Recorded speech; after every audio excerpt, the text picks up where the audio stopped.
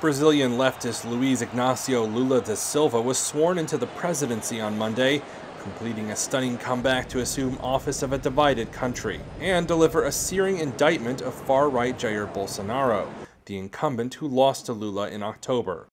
Lula won just 3 months after he left prison. He had been charged with corruption, and more than a decade after his first 2 terms in power. He's vowed a drastic change for a Brazil plagued by hunger, poverty, and racism. And in a speech to Congress after he officially took the reins, he made a veiled threat towards his predecessor without mentioning Bolsonaro by name. We do not carry any spirit of revenge against those who tried to subjugate the nation to their personal and ideological purposes, he said.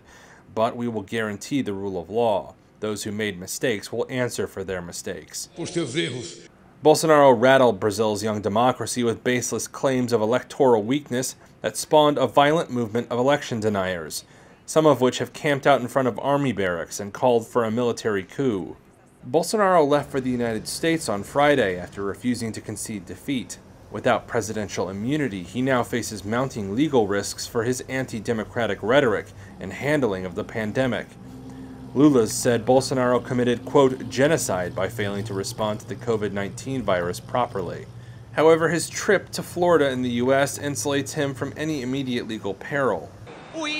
On Monday, after the new president was sworn in, he drove in a Rolls-Royce to the presidential palace, where he walked up the ramp with a diverse group, a black child, a disabled man, and the chief of the Kayapo tribe. He was handed the presidential sash by Aline Souza, a black garbage collector. The sash handover is a hugely symbolic act in Brazil, and Bolsonaro said he would never do it for Lula. The new president wiped away tears during a subsequent speech. It's time to reconnect with friends and family, the ties broken by hate speech and the spread of so many lies, he said.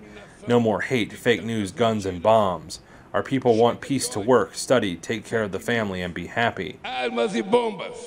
Silva. In his first decisions as president, Lula restored the power of Brazil's Environmental Protection Agency to fight illegal deforestation, which had been weakened under Bolsonaro.